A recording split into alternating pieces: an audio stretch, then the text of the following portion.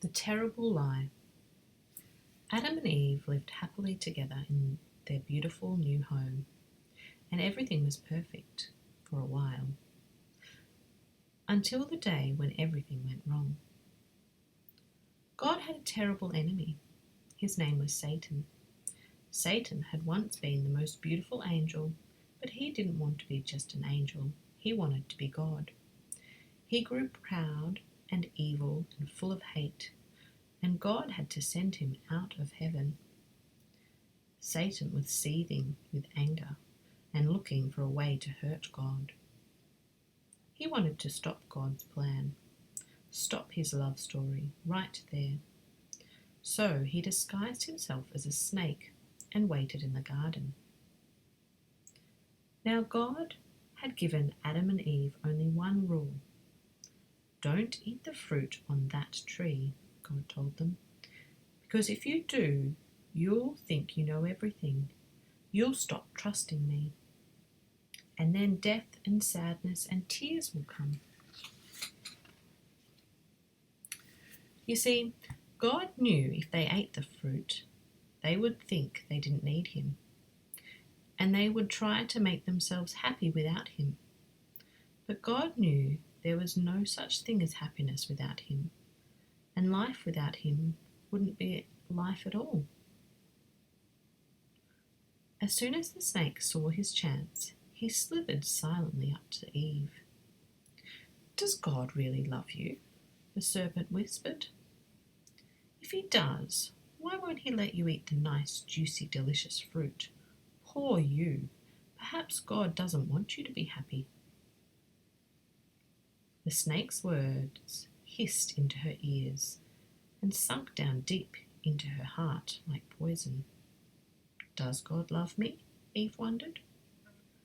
Suddenly, she didn't know anymore. "Just trust me," the serpent whispered. "You don't need God. One small taste, that's all, and you'll be happier than you could ever dream." Eve picked up the fruit and ate some. And Adam ate some too. And a terrible lie came into the world. It would never leave. It would live on in every human heart, whispering to everyone of God's children, "Does God love me?" And it wasn't a dream, it was a nightmare. A dove flew above Adam's hand. A deer darted in the thicket. It was as if they were frightened by something. A chill was in the air. Something strange was happening. They had always been naked, but now they felt naked and wrong, and they didn't want anyone to see them, so they hid. Later that evening, as God was taking his walk, he called to them, "Children." Usually, Adam and Eve loved to hear God's voice and would run to him, but this time they ran away from him and hid in the shadows. "Where are you?" God called. "Hiding," Adam said. "We're afraid of you." "Did you eat the fruit I told you not to?" God asked them. Adam said, "Eve made me do it." "What have you done?" God asked. Eve said, "The serpent made me do it." And terrible pain came into God's heart. His children had just broken the one rule. They had broken God's heart.